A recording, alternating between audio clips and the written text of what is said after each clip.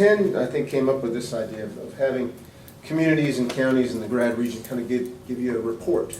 And I agreed to be the guinea pig, so we'll see how this goes. In Henderson County, actually, the mayor and I get to do a State of the City and State of the County address.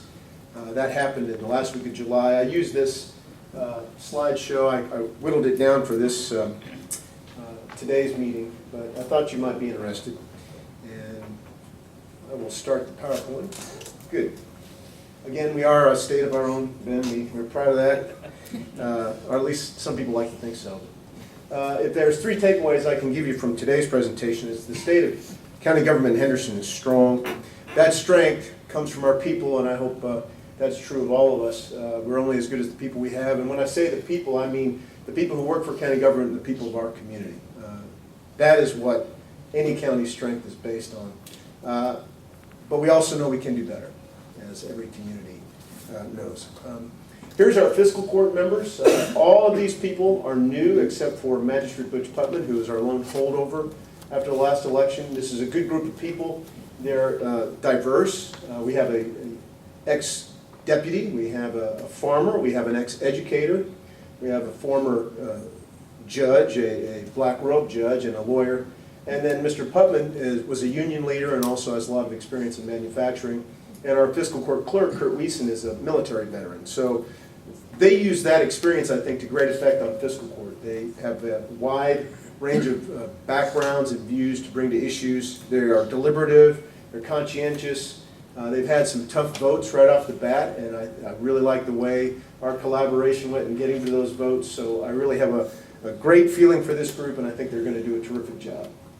Our constitutional officers, I am lucky in that we have absolute experts in their positions on our team. Not every elected sheriff, not every jailer knows their jobs like these folks do. They're all veterans. They are recognized around the state as being the best of the best. Many of them serve on their state association boards or chair the boards. And we have a great group. Really enjoy working with them. And it's because of their buy-in with what we tried to do the last 3 years that the news about county government is so good. When I was appointed in 2016, and as you can see, the couple years before then, Henderson County had gotten in a real financial ditch. The amount of reserve on hand, the rainy day fund, was about $770,000. And through some added revenue, and some better budgeting practices and financial management, we've been able to build our rainy day fund back to acceptable levels. I'll talk about that in a moment. Each of those black columns are individual surpluses in that budget year. And as you can see, we're able to quickly replenish our general fund. And then the following 2 years, the last 2 years there, are our attempts to reinvest in our people and reinvest in departments that had been cut dramatically during the downturn, including furloughs, reduced services, layoffs. We've been able to reverse that trend. Our jail is quite a success story. Unlike a lot of counties, our jail is actually a contributor to our budget and pays all of its own bills and actually has a reserve of almost $7 million itself. That is not true among many counties in the Commonwealth, so we know how blessed we are. But we have a great jailer who's very savvy. One of the reasons we are able to have a surplus in our jail is we do a lot of holding of federal prisoners, which creates revenue for us. But you have to have an excellent jail to do that, because the feds don't give bad guys to local jails very often, so you have to have an excellent facility. As a comparison to some counties that are of similar size, we had KCO do a little bit of an analysis about our financial position compared to theirs, and you can see this is through 2018 fiscal year. We didn't have all the numbers from the other counties through 2019, so we went back to last year, and you can see our general fund reserve leads those by a pretty significant amount. After 2019, our cash on hand is now at $9.4 million, not including investments. The county revenue we have is skewed by our jail revenue. It's still a good thing, it's just skewed a bit. So our annual operating, in reserve is 30%, but that's because our budget is almost $28 to $29 million total now, and so it's a little bit off. But our annual operating in the bank is like 9% of general fund. annual general fund costs, so we're doing well. And some people might say, well, that's because you lay us down with taxes. You know, we're tax heavy in Henderson County, and that's not the case. The same group of counties that I just showed you, we asked for comparisons from CAECO about tax burden. And as you can see, we're right smack dab in the middle of those. We're basically average for counties our size, both in revenue, per capita tax revenue, and our ranking among states in the amount of taxes, real property taxes we levy. Now, we also levy occupational tax, 1% occupational tax. We have insurance taxes, but I think most counties in Kentucky have those as a option now. Counties don't have a lot of options for revenue growth, but we utilize that. But again, we are among the average of all the counties that take advantage of that. So Henderson County is truly just moderate when it comes to the amount of our tax burden on citizens. People like to see this a lot. You've heard a lot about state road revenues over the years. You know, one of the challenges counties have is the amount of revenue that the gas tax is creating and then passed down to us through state road aid. I know the judges here all know this intimately, but I thought it'd be interesting to show a comparison of what we spend on the three big ones in a road department, the ones that all the folks in our counties care about, which is bridges, blacktop, and rock. Sandy Lee Watkins, Ben's old friend, used to say, if you want to get elected, it's all about blacktop and white rock. And he was not wrong, and it's probably still that way. But the red line there is the amount that Henderson County spent on those three items over the last several years. I don't know what was going on in 2012, but I would suspect it was an election year. How about you? And the yellow line is state road aid. Now, you can see that in 2016, when our county was at the depth of its financial woes, they had to cut way back on the amount of money being spent on bridges, blacktop, and rock. Meanwhile, the yellow line is state road aid, and it stayed pretty consistent. But in the last few years, as most counties know, those revenues have dipped. Meanwhile, we've been able to reinvest in bridges, blacktop, and rock, and you see that line trending up now, and we'll continue to invest more in those very important things as we continue to have financial strength. But the state road aid will stay consistent and probably continue to shrink a bit if gas prices stay low, wholesale gas prices stay low. So we are not counting on any kind of concurrent increase in that. We're going to have to come up with different ways to help pay for our roads, blacktop, and bridges. Here are the big two that everybody's thinking about, and I thought I'd show this to you. This is our experience with health insurance and pension costs. Pensions are in purple there. Health insurance is in blue. I don't know how many counties in the Grand region are self-insured, but we are self-insured.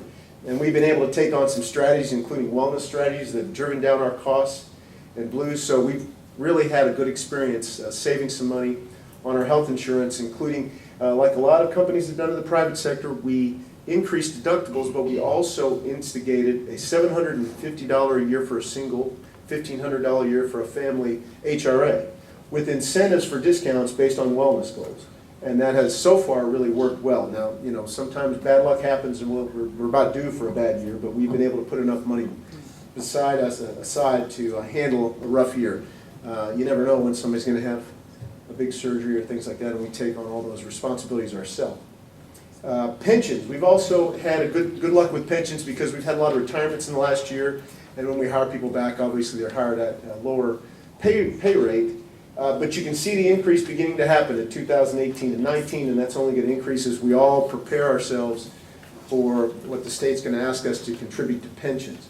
Again, we've had a little bit of good luck. We do not have any hazardous duty employees, which is a huge advantage over some cities. I know the city of Henderson is very worried about how that will impact their budget, and rightly so. But we do not have any hazardous duty employees. They're all non-hazardous. Like I said, like any good organization, you have to have a good team, and these are the people who make up our county team and all of our departments, and they're wonderful, they're great to work with. We have great, I think, rapport, we have great camaraderie, and I can't brag about them enough. And again, without buy-in from them on some of these budget issues, we could not have accomplished what we have. You know, I mean, you have to have department heads who are willing to hold the line. Zero-based budgeting is not easy. For a county, it's very easy to kind of roll over that, carry over, and then base on that, but I think we handled like the private sector would handle it, zero-based budgeting, and I think it works. You got to tighten your belt, but if you have buy-in and you have some creativity, you can get stuff done, and I think we are. I'm going to talk about our community a bit, but I think the easiest thing is to watch this video.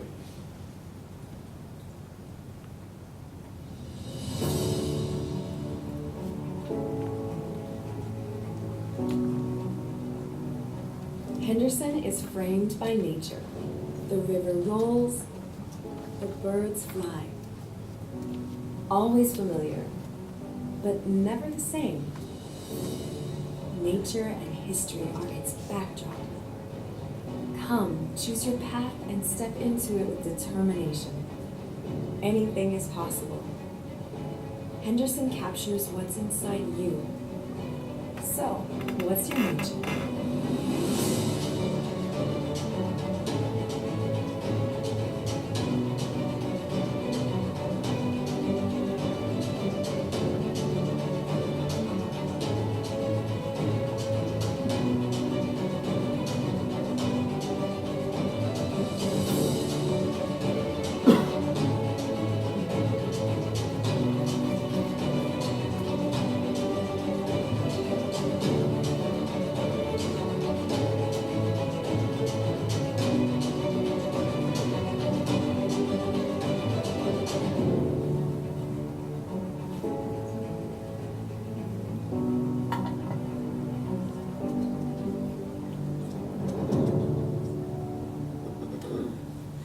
That Is Your Nature brand was something the community created and has been adopted by both the city and county and a lot of organizations as our logo, our brand. I just gave Chatan our county flag, which incorporates the nature theme, and we think it fits Henderson County well, and our tourist commission did a great job creating that video, and I think it perfectly kind of embraces the spirit of Henderson. A couple things about our local situation beyond government. This is our local unemployment rate according to the Fed and the Bureau of Labor Statistics. This is stretching all the way back to, if I can make this work, you can see my pointer there. This is the 80s. It stretches back in the 80s. This is through May. We just completed May, and from that point right there to the end of May is the longest stretch we've had of unemployment at 4% or less, stretching all the way back through that timeline, which is great. Like a lot of communities, our economy is strong. Always, kind of susceptible to the winds of change in our national economy because Henderson County has a lot of industries that supply kind of bellwether manufacturers like the auto industry, plastics. But we have a diversified economy and our unemployment rate is low. This is something interesting. I know it's hard to see, but I thought we'd compare local average weekly wages, which is what this is, for Henderson County versus some peer counties. Obviously Henderson County is in maroon there. And over the years, from 2014 on up, it has improved. I think that's partly the tight workforce market that we have now. Companies are increasing their pay to try to lure workers, and that's a good thing. You can see Christian County there in kind of light green, Warren County in the yellow. I can hardly even see these myself. Hopkins County is in the kind of the beige up top, and then Davis County is in the light blue. And we've all kind of tacked together, but through 2018, Henderson County is now $855 a week, which is among the top of this group. Warren County pays $1 more. Hopkins County now pays $1 less. And then Christian and Davis fall right below that. I am very well aware that population counts can impact averages. So this is not to cast aspersion on any of these other counties. It's just good to see how Henderson County compares, and to see that increase from 2016 to 2018 is very encouraging. I mean, that's a significant jump from 800 to 855 in a 2-year span, ahead of the increase in pay stats across the nation. Another kind of indicator that we look for to show us the strength of our economy is home sales. And the Audubon Area Board of Realtors, our local Realtors Association, just finished its 2019 report through June, and I asked the director if she could give me the same stats through June for the previous 5 years there, 4 years, to get apples to apples. And even though this is just January through June 30, it's interesting to see that since 2015 home sales have doubled. These are existing home sales. Days on the market have dropped to 25. If you got a right-priced home, it's going to not stay on the market very long in Henderson. And the months of inventory, which is basically the amounts of numbers of homes for sale at any given time, has dropped significantly too. That's a good sign. People are buying homes in Henderson. They're moving to Henderson. We have seen a drop in the number of homes built, new homes built, but that's a trend across the country. I think attitudes among millennials are changing about building homes. from what I've read. So I don't necessarily think that the drop in the number of homes built is something to worry about, because people are still getting mortgages. They just want to move in instead of build up, you know. And I believe that's the end, except for this page. As I said, we know we can do better. Like a lot of counties, we have a problem with workforce, skills gap, and they're as important as ever, especially trade skills, as you've heard many, many times. The saying now is, if you want to get rich, become a plumber, and I absolutely believe that. My plumber has a 3-car garage, and I don't. So, drug abuse, Mr. Chandler, among all the things that can affect health, drug abuse is one of them, and we're like a lot of counties that have opioid issues and others. We're working hard. We found out a stat that was a little alarming. In the state of Kentucky, we are among the worst counties when it comes to number of opioids prescribed per 100 people. We saw a heat map of this, and the eastern Kentucky counties are bright red, and then here's Henderson County up here, bright red too. And the mayor and I were alarmed by that. We wouldn't have thought it. Now, one mitigating detail is that we have a rather large wholesale pharmacy that operates in our county and takes those drugs across the region, so that skews up our prescription numbers. But even despite that, we know it's a big deal, and we're trying to work with the state and law enforcement to help that a bit, and most importantly, treatment centers and hospitals. Our poverty rate hovers at around 19%, which is too much. We have a problem with unwed mothers and unwed spouses in our county. 52% of children born in Henderson County are born to a single parent, and 60% of that 52% is born into poverty.